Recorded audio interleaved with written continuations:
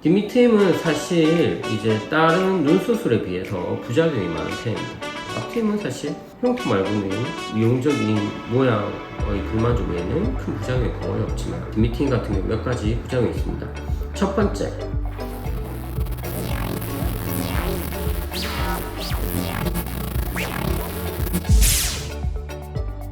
안녕하세요. 시그널 성형외과 원장 남경우입니다. 오늘은 저희 병원에서 가장 많이 하는 수술 중에 하나인 저희 병원에서는 차명트임이라고 부르는, 일반인들은 보통 뒷밑트임 아니면 듀얼트임이라고 부르는 수술에 대하여 설명드리겠습니다.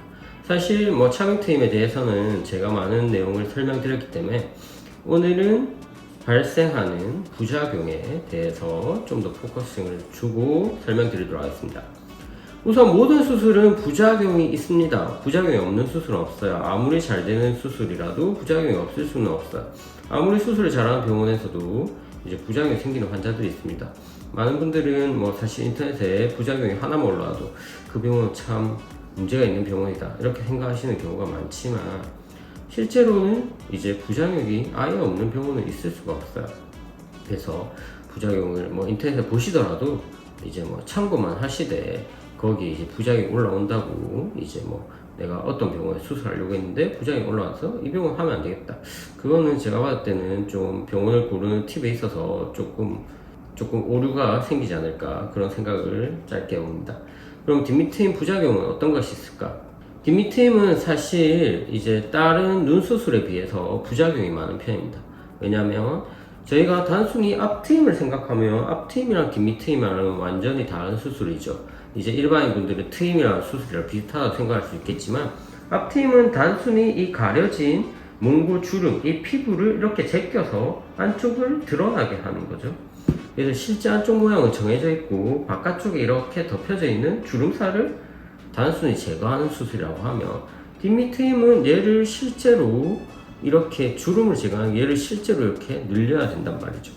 늘려야 되기 때문에 이제 여러 가지 문제점이 앞트임에 비해서는 좀 더 생기죠. 앞트임은 사실 형태 말고는 미용적인 모양의 불만족 외에는 큰 부작용이 거의 없지만, 뒷밑트임 같은 경우 몇 가지 부작용이 있습니다. 첫 번째는 눈웃음입니다. 눈웃음.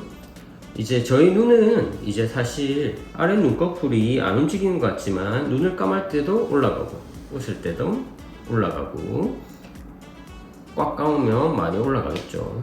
근데 뒷밑트임이라는 수술은 어떤가요? 보통은 여기 바깥쪽을 이렇게 내려서 여기 뼈에 고정을 한단 말이죠. 이렇게 고정한 상태에서 웃게 되면 얘는 이렇게 올라가려고 하겠죠. 얘는 고정된 상태에서 여기는 올라가려고 하니까 눈웃음이 어떨까요? 당연히 부자연스러울 수밖에 없습니다.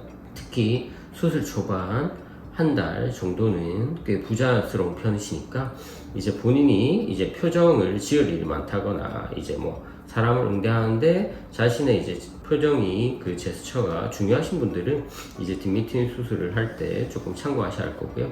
그러면 절개랑 비절개가 있는데 어떤 게 더 눈웃음이 부자연스럽냐? 이거는 비절개가 더 부자연스럽습니다. 왜냐하면 비절개 같은 경우에는, 절개는 이제 절개선을 따라서 이동을 시키고 나중에 흉터가 유착되는 힘으로 버티게 되지만, 비절개는 결국 실의 고정으로만 버텨야 되기 때문에 실의 고정을 좀 더 이렇게 강하게 하는 편이거든요. 그렇기 때문에 이 고정이 딱 고정된 상태로 거의 있기 때문에 눈웃음이 상대적으로 조금 더 부자연스러운 편입니다. 그래서 많은 분들이 비절개니까 당연히 좀 더 자연스럽고 좀 더 티가 안 나겠지, 대신 효과만 조금 덜 할 거야 이렇게 하지만, 비절개라도 효과는 충분히 절개 이상으로도 만들 수 있습니다. 눈 모양에 따라서 절개가 나으신 분, 비절개가 나으신 분도 있지만, 눈웃음은 오히려 비절개가 조금 더 부자연스러운 편이다, 이렇게 참고하시면 좋겠고요. 두 번째는 결막 부종과 관련된 이제 안구 건조입니다. 저희가 눈 수술, 이제 정확히는 눈꺼풀 수술이죠. 눈꺼풀 수술, 이제 쌍꺼풀이든 앞트임이든 뒷밑트임이든 눈매 교정이든 밑트임이든 아니면 하안검, 눈밑 지방 재배치, 이런 수술 다 모두 안구 건조가 심해집니다.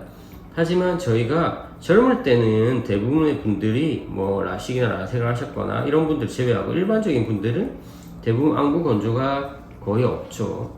저희가 나이가 들수록 눈물 분비량이 점점 줄게 되면서 안구 건조가 대부분의 사람들이 심해지게 됩니다. 일종의 안구 건조도 노화라고 부를 수 있는데요. 그러면 나이가 들수록 이런 안구 건조는 심해지기 때문에 20대 분들은 사실 뒷미트임 하셔도 건조증이 그렇게 심해지시지 않지만 한 30대 후반부터 간혹 40대, 50대 분들도 뒷미트임을 원하시는 경우가 간혹 있으신데 이런 분들은 안구 건조가 일시적으로 더 심해질 수 있습니다. 그 다음에 결막 부종 같은 경우는 이제 결막 부종은 사실 일종의 저희 안구를 보호하기 위한 보호 메커니즘인데 일종의 염증이죠. 그래서 저희가 이렇게 트게 되면 이제 안쪽에 원래는 피부로 가려져 있던 공간이 이제 이렇게 터지면서 추가적으로 이제 결막이 드러나 보이게 되는데 이 결막이 이제 이때까지 외부 자극들을 별로 안 받았겠죠. 근데 이제 외부 자극을 계속 받게 되면서 염증이 생기면서 이제 붓기가 생기는 거죠. 그래서 수술하시고 나면 이 사진처럼 검은 자는 이제 안 붓고 흰자가 이제 물집처럼 붓게 되는 게 결막 부종이라고 생각하시면 됩니다.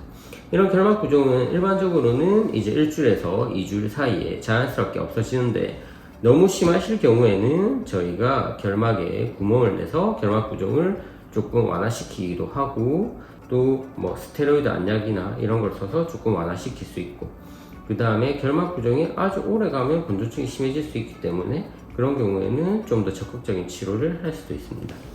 그래서 이렇게 참조하시면 되고 세 번째는 이제 말씀드릴 거는 안검내반이랑 그 다음에 아랫 눈꺼풀의 붓기, 애교살의 변형 등을 설명해 드릴 것 같아요.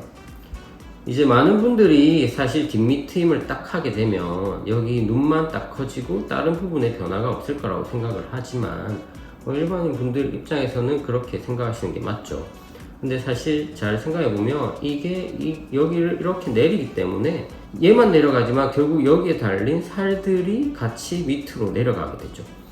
그래서 제가 뒷미트임 하실 때 이제 눈밑 지방세 매치를 보통 젊으신 분들은 같이 하시는 걸 많이 추천드리는데 어차피 수술 부위도 비슷하고 절개를 하시면 좀 더 쉽게 수술할 수 있기 때문에 근데 눈밑 지방이 많으신 분들이 이제 뒷미트임을 하시게 되면 이 살들이 이렇게 밑쪽으로 내려오기 때문에 눈밑에 불룩한 느낌이 좀 더 심해 보여질 수 있습니다.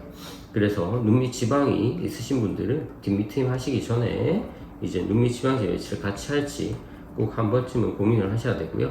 그 다음에 이렇게 내려가게 되면 결막이 뒤쪽에 이제 결막이 이렇게 밑으로 당겨지게 되고 상대적으로 피부는 이렇게 뒤집어지면서 속눈썹이 이렇게 있다가 밑쪽이 이렇게 밑으로 당겨지니까 속눈썹이 이렇게 들려요.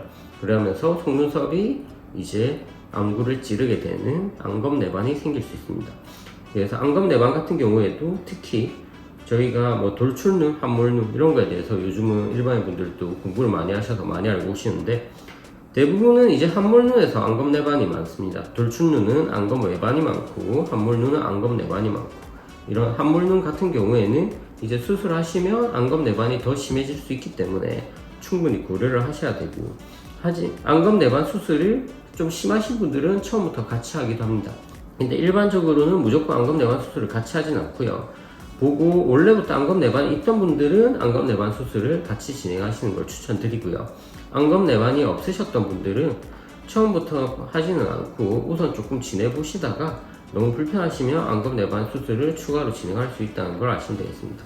왜 그러냐면 안검내반 수술은 사실 여기서부터 속눈썹 밑으로 쭉 절개를 해서 결국 피부를 자르셔야 되는데 흉터는 사실 거의 보이지 않습니다. 하지만 어쨌든 절개선이 길어지는 거에 대한 환자분들이 부담이 있기 때문에 처음부터 안검내반 수술을 권장드리진 않고요. 나중에 생기시면 할 수 있다 그렇게 하시면 되겠습니다. 그 다음에 애교 모양도 애교가 요렇게 있다가 이제 얘가 이렇게 내려가니까 애교 모양도 당연히 눈매에 따라서 같이 변화되겠죠. 그래서 오늘은 이제 뒷미팅 하시면서 생길 수 있는 가장 대표적인 부작용에 대해서 말씀드렸습니다. 그 외에는 이제 뭐 모양이 만족스럽지 않다 아니면 덜 트였다 이런 게 있지만 그거는 뭐 충분히 더 극복이 가능한 부분이고 제가 앞쪽에 이제 오늘 본 내용에 설명드린 부작용들은 이제 어느 정도는 이제 감안하셔야 되는 부작용이기 때문에 설명드렸습니다. 하지만 뒷미트임은 이런 부작용을 감수하고서라도 충분히 만족도가 좋은 수술이기 때문에 이제 상담을 받아보시고 해도 될 만한 분들은 수술을 하시면 충분히 만족할 만한 결과를 낼 수 있을 거라고 생각합니다. 오늘도 재미없는 영상 보시느라 고생하셨습니다. 감사합니다.